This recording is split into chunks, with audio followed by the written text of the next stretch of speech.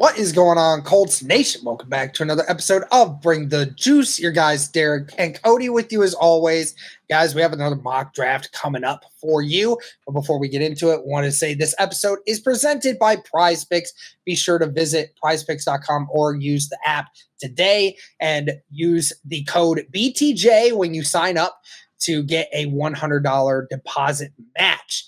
Guys, we're going to be doing mock draft 3.0 here. This time we're going to have a trade back scenario. So the Indianapolis Colts are trading back in this mock draft, so don't kill us too hard for this if you guys see these. But let us know if you guys want to do like a trade up scenario or just staying at 15 one way or the other.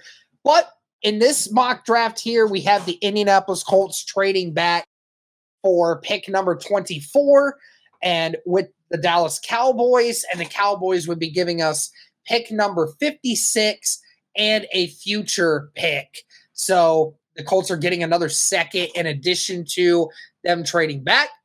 And with that first pick here, Cody, at 24, I have the Indianapolis Colts taking Xavier Worthy, the wide receiver out of Texas. We know that they've been at their pro day. We know that a lot of the Colts staff likes Xavier Worthy. They obviously had a meeting with him, top 30 visit here recently. So obviously the interest there is very high and what Xavier Worthy can bring to a Shane Steichen-led offense. What do you think of Xavier Worthy at 24 for Indy? Yeah, I mean, I think initially, Derek, that would make sense for the Indianapolis Colts to still trade down, like you mentioned, get another second round pick, which I think is absolutely great. And it'll allow you to do a lot more there in day number 2, while also still getting a very explosive playmaker, still getting a very explosive type of guy that we know can take the top off of the defense. And, we've been hearing, Derek, just the rumblings, and it's very obvious that the Indianapolis Colts want to add an explosive playmaker, somebody who will, keep defenses up at night. And Xavier Worthy certainly fits the bill. Obviously has that kind of speed, the 4.2 speed that we saw when he broke that combine record. But Derek, he's just like a playmaker. He's a jitterbug. He's a guy you get the ball in his hands and you let him go to work. And so I like the fact that you're still standing around one, but you're addressing one of your biggest issues, one of your biggest needs in this draft here. And you're doing it, trading back and still getting another future second. And so personally, I think it's a great job and a great idea for the Indianapolis Colts to trade here into the mid-20s and go get a guy like Xavier Worthy. And I know, Derek, when we were both looking, there were other players too available as well that the Colts could go after. But Xavier Worthy, with the connections there that the Colts have had with the meeting with him and things like that, that definitely, I think, would be an amazing fit in Shane Steichen's offense and just, frankly, another explosive weapon for Anthony Richardson. Yeah, absolutely. Definitely wanted to get somebody in there that can add that explosiveness to that offense. And with pick number 46 now, have the Colts selecting a cornerback here, and that is Max Melton, cornerback out of Rutgers. 5'11", 190, definitely a very athletic guy. Ran a 4.39 at the combine, has a good 10-yard split, really explosive athlete, a 40.5-inch vertical, and an over 11-foot broad jump. This guy definitely has the explosiveness and the intangibles, Cody, to be somebody that can compete for that number 2 cornerback spot for Indianapolis. I think he also plays the game very aggressively as well, which is another thing Indianapolis looks for in its corners. So I had them taking a cornerback here, Max Melton specifically. What do you think of Melton here in the second round for a cornerback spot? Yeah, I mean, I think it certainly fits the bill for Indianapolis, right? You talked about, a physical corner, a guy that he's not, Juju Brent size. He has decent size. He's got the athleticism, like you mentioned, and he's a competitor. And I think that would be just a great fit here for Indianapolis with that athleticism, what he could do competing for that number 2 corner spot with, guys like Jalen Jones, Dallas Flowers, and stuff like that. So I like this pick. I think Max Melton's a good player in his own right, and I think he would definitely have a fit here with Indianapolis competing for number 2 corner. And I like the fact now, Derek, that you still have another second round pick, and I'll be interested to see what you do with that. now, but now you've addressed your two biggest needs and you still have a pick in the second round, which is definitely interesting. Yep. And so with the second pick in the second round for Indianapolis here, I have us staying on the defensive side of things here. So if you're wanting a defensive draft here for the Indianapolis Colts, came to the right place. I have them actually taking Cole Bishop here in the second round, which actually I think a lot of people might find a little bit surprising due to, most people assuming he's going to be a third round guy. But my understanding of it is the Colts did not want to have him fall to anyone else, and they wanted to add another good depth piece at that safety room, a young depth piece for the safety room, and felt that Cole Bishop would not be there by their next pick. So I have them taking him here, 6'2", 205 pounds, had an RAS score of a 9.88. He's versatile. He can do just about anything, has really great closing speed. He's an explosive athlete. He's got great acceleration. He just is very good at recognizing plays. We know how Utah is with their safeties, man. We've had one already on our team right now. And I think Ballard wants to go back there. And he's a Senior Bowl guy. A lot of Colts players have come from the Senior Bowl. So I think they go with Cole Bishop here in a little bit of a stunner to some people. I don't think they're surprised that they would take him, but maybe that early. What say you? That's a hair early for me, to be honest with you. Although I do love Cole Bishop, I do think he is a good player. That's just a little bit early for me. In that scenario, I would hope that you would probably trade back to try to get him. But I do understand the fact that you look at him, you say he's got all the skills you're looking for to really compete for free safety. And so I wouldn't mind that at all. I just maybe would want just a tad bit later for him, but still overall good player. Cole Bishop, you talk about got the physicality, got the versatility, and I think he would definitely be a great guy to plug in there to the free safety position and really just let him compete with those two other young safeties. So wouldn't mind that one at all. There you go. All right. Now going to the third round, pick number 82. Again, another player here, maybe early, but again, the Indianapolis Colts thinking this guy may not be around by their next pick. And I have the Indianapolis Colts selecting Braylon Allen, running back out of Wisconsin. Again, it's early. I do understand it's a third round pick, but you bring Braylon Allen in under the assumption that this guy is going to be a guy that's going to get snaps every game. And being that second running back in a system that needs running backs, it needs weapons. He may not be on the field. He won't be on the field as much as Jonathan Taylor, but we know what Braylon Allen is capable of. He's one of the better running backs that has ever come out of Wisconsin. And Wisconsin in recent history has been a running back powerhouse. And Braylon Allen is just another exception to that. 6'1", 230 pounds. He's a tank, but he's got really good size and mass, and he's got good speed. He's got overall really great athletic frame. Not to mention, Cody, he's only 20 years old.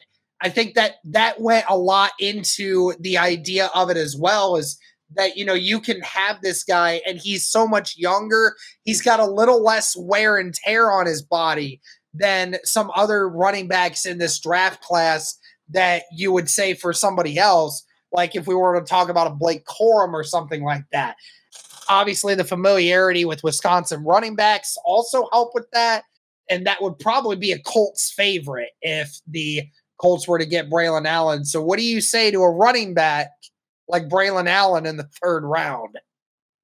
Personally, I hate it, but that's just me. I don't like. You just spent a second round pick on Jonathan Taylor a couple years ago, so I don't personally want to spend that amount, especially third round for me. I understand Allen's a good player, but I don't know. For me, it's like for a guy that isn't going to be on the field a whole lot. Like, again, he's going to have some snaps, but I don't know. I guess I just look at that and I say, I think you can get a running back a little bit later, fifth round, sixth round, something like that. But there's no denying that Braylon Allen is a good running back and a good player. And so, I mean, if the Colts did it, I'd obviously be shocked if they went and got a running back here this early. But I guess I would understand to some degree. It's just like another guy, another weapon out of the backfield that you can use. But personally, by my principle, I'm not taking a running back anywhere near round 3. I would rather go a lot later in this draft, day 3 for sure for that for me. But again, that's just me, and the Colts have surprised us before. So, yeah, I mean, as a player though, I like Braylon Allen. Don't get me wrong. All right, I got you. That's probably one of the few times you and I have ever blatantly disagreed with each other's takes. That's pretty funny. That's funny. But let's go ahead and keep going here. 4th round, pick 117. I have the Colts finally going in for some offensive line depth, and they're going to go with Brandon Coleman, guard out of TCU. I don't remember if the Colts had already had a meeting with him. There's a lot to like about Brandon Coleman. 6'4", 313 pounds, has a 9.95 RAS score, Cody. So, I mean, we know he's an athletic dude in the middle. They said that he's been one of the best offensive prospects for TCU this year. He's powerful blocker, projected to be a guard in the NFL. He's got good strength, but he definitely needs to work a little bit more on using more of his lower body. But he's definitely a very strong, athletic guard that can do a lot of good things for you. And I know the Colts really need some interior offensive line depth, even with re-signing Danny Pinter. Feel that that's very important. So what do you think of Brandon Coleman being taken here in the 4th round? Yeah, I mean, I think it is important to get some quality offensive line help. Don't Yeah, absolutely. I think it would be really important for the Colts to get a guy that could maybe compete with Will Fries, but at the very least be a quality depth piece, no doubt. So yeah, I don't mind it at all. Just adding to a position, adding some depth to a position that I think desperately needs it. So yeah, I think that's a pretty good pick there. All right. As we said, guys, today's episode is sponsored by Prize Picks. Now, what is Prize Picks? Prize Picks is the largest daily fantasy sports platform in North America. Instead of battling against thousands of other players across platforms, you're basically picking 2 to 6 player stat projections, and you're choosing more or less on those stat projections to be able to watch those winnings roll in. It's very easy. Do you guys want to play along at some of Prize Picks' favorite players like rapper Meek Mill and UFC fighter Sugar Sean O'Malley? Well, if you guys sign up today, you can find the community plays under the promos tab of the app to view the entries of some of the biggest names on the platform and be a part of that as well. You can now win up to 100 times your money on Prize Picks with as little as 4 correct picks. You can turn $10 into $1,000 just like that with NBA, NHL, and college basketball entries today on Prize Picks, America's #1 fantasy sports app. Like a lot of other things, guys, they also offer injury insurance, so your entries stay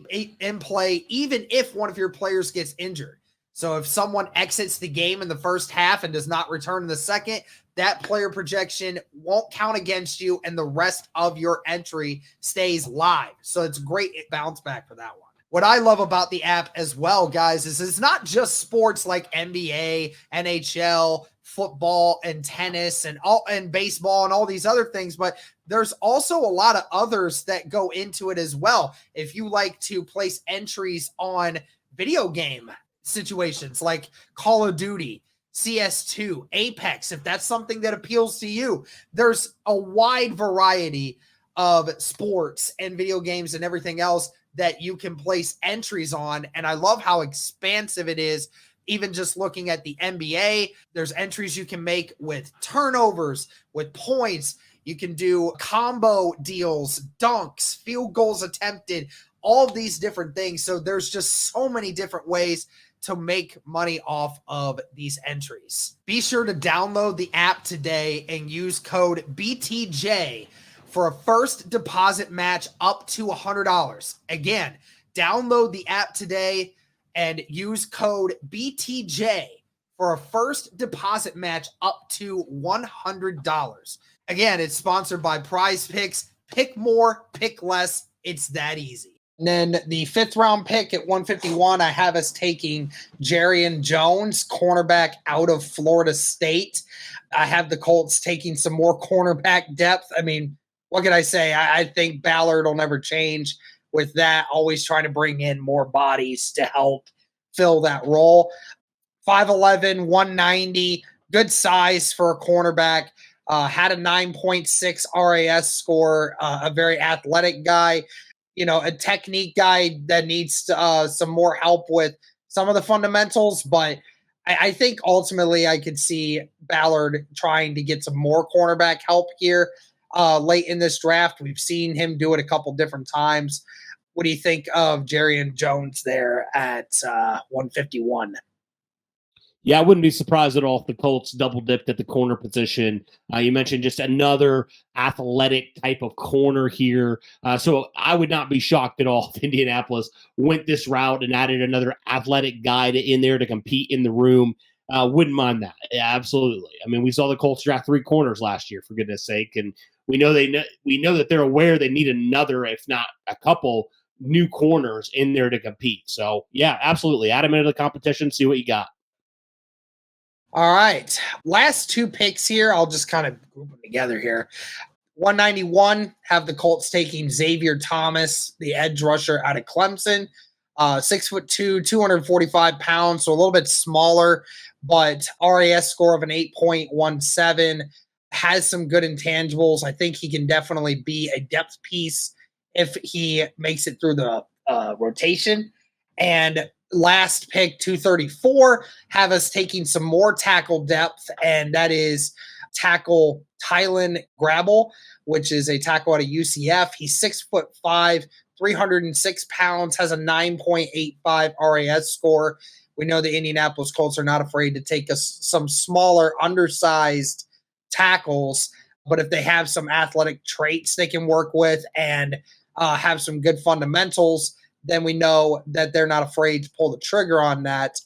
Yeah, I mean, I'm all for always adding edge rush. I mean, no doubt in my mind. And you talk about a guy that's got some of that, obviously RAS stuff and everything like that. I'm not opposed to that. And we talked about tackle before. I always think it's a position, Derek, especially that swing tackle, that you always need to have somebody in your back pocket who can play in a pinch. And you had Blake Freeland last year, obviously having to step into that role multiple times and having some ups and having some downs. And so I'm all for just continuing to add that till you figure it out, until you have your definitive guy. And I feel like tackle depth in particular is hard to find. And so, yeah, man, I'm all for another late round project type of tackle, and let them go to work, man, and let them just compete in that room. All righty. Well, that is my mock draft 3.0, again, with the trade back scenario. Again, I'll run through them one more time. Xavier Worthy, Max Melton, Cole Bishop, Braylon Allen, Brandon Coleman, Jarrian Jones, Xavier Thomas, and Tylen Grabble. Let me know what you guys think in the comments below, but that'll do it for this one, guys. Thank you so much for all the support. And as always, guys, go Colts.